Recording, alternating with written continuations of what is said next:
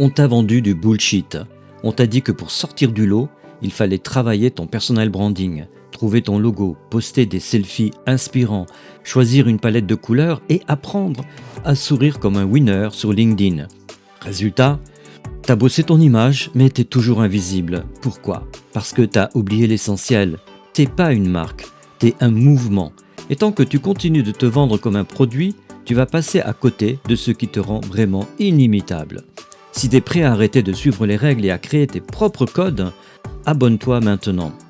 Et si tu veux recevoir chaque semaine une dose de stratégie brutale pour casser les modèles, faire réfléchir et marquer ton territoire, va checker la newsletter disruptive en description sous la vidéo. C'est gratuit et ça pique.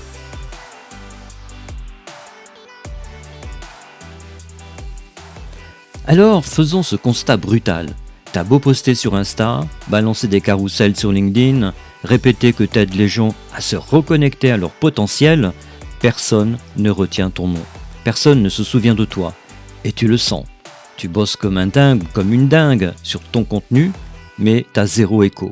Tu fais des efforts, mais t'as pas d'impact. Et là, tu commences à douter.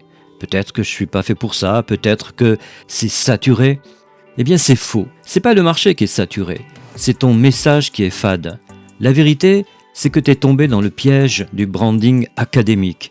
Tu crois qu'être pro, c'est être poli, lisse, sans angle. Mais le marché, il s'en fout que tu sois cohérent. Il veut que tu sois vivant. Il veut que tu vibres, que tu tranches, que tu déranges. Et tant que tu continueras à parler comme tout le monde, à jouer les gentils experts, tu resteras un figurant dans ta propre histoire. Avançons avec la fausse route du branding corporate. Tu crois qu'avoir un bon personal branding, c'est avoir un logo clean, un site carré, des couleurs bien choisies et une bio LinkedIn qui claque. En gros, tu crois que c'est jouer à l'entreprise. Mais t'es pas une entreprise, t'es une personne. Et les gens ne veulent pas bosser avec une façade designée sur Canva. Ils veulent bosser avec un être humain qui a un feu, un combat, une voix. Le branding à la corporate, c'est le plus gros piège pour un indépendant. Ça t'apprend à ressembler à ce que tu n'es pas. Tu te perds dans des templates, des guidelines, des poses photos et tu crois que ça va te donner de la crédibilité. Mais la crédibilité, elle vient pas de ton design, elle vient de ton courage. Le courage d'incarner une position claire, de dire ce que personne d'autre ne dit, de refuser les conneries qui gangrènent ton marché. Tu peux pas inspirer la confiance si t'inspires rien du tout. Et c'est exactement ce qui arrive quand tu essaies de faire comme les grands, t'effaces ce qui te rend inimitable et tu deviens un avatar premium sans âme. Résultat, t'es clean, mais t'es chiant. Et dans un monde qui scrolle à la vitesse de l'ennui, ça veut dire next. Le vrai personal branding, c'est pas du design, c'est du feu. Et on va y venir. Note-le, tu es un mouvement. Un mouvement, c'est pas une stratégie marketing, c'est un élan. C'est quand t'en as ras-le-bol de voir ton secteur faire de la merde, quand tu refuses que les choses continuent comme avant. Un mouvement, ça part d'un refus, d'une révolte intérieure, d'une claque que t'as prise un jour et qui t'a fait dire « plus jamais ça ». C'est là que ton vrai personal branding commence, pas dans une palette de couleurs, mais dans un putain de nom. Les gens ne te suivent pas parce que t'as une belle image, ils te suivent parce que tu portes quelque chose, une vision, un feu, une cause. Tu veux qu'on t'écoute ? Alors arrête de communiquer comme un produit et commence à parler comme un leader. Les gens veulent s'identifier à quelque chose de plus grand qu'eux, quelque chose qui les élève, qui les fait vibrer, qui les fait se sentir vivants. Et cette chose, c'est pas ton expertise, c'est ton feu. Un mouvement, c'est quand t'es plus juste un prestataire, un coach, un thérapeute, un formateur. C'est quand tu deviens le point de ralliement de ceux qui pensent autrement, qui veulent faire autrement. C'est là que la magie opère. C'est là que tu deviens magnétique.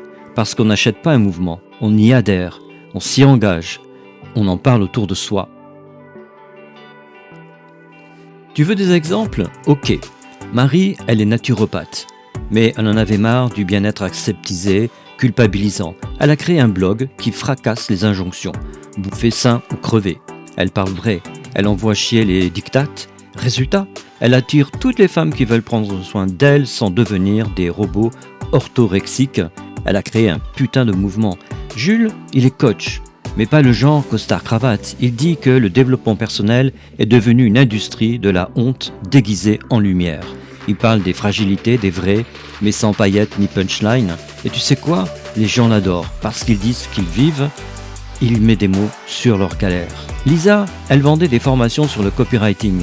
Elle a tout arrêté. Aujourd'hui, elle écrit des newsletters qui attaquent les faux experts à la gorge. Et elle fédère une tribu d'entrepreneurs qui en ont marre des gourous et veulent vendre avec éthique. Tu vois le point commun? Aucun d'eux ne cherche à plaire. Ils cherchent à faire raisonner. Ils ne vendent pas juste un service, ils incarnent un putain de point de vue. Et c'est ça, c'est la différence entre un expert et un aimant. Les gens se reconnaissent dans leur feu, ils ont envie d'en être, parce qu'un mouvement, c'est pas quelque chose qu'on consomme, c'est quelque chose qu'on rejoint. Alors, comment passer de marque à mouvement? T'as pigé le concept, maintenant tu veux savoir comment on fait. Je vais pas te balancer 12 étapes, je vais t'en filer 3, simples, puissantes, irréversibles. 1. Déclare ton anti. Le point de départ d'un mouvement, c'est ce que tu refuses, ce que tu supportes plus, ce que t'es venu foutre en l'air. Pose-toi cette question, qu'est-ce qui me fait bouillir dans mon secteur? Quand tu mets des mots là-dessus, tu crées une ligne de démarcation. Et ceux qui pensent comme toi vont la traverser pour te suivre. 2.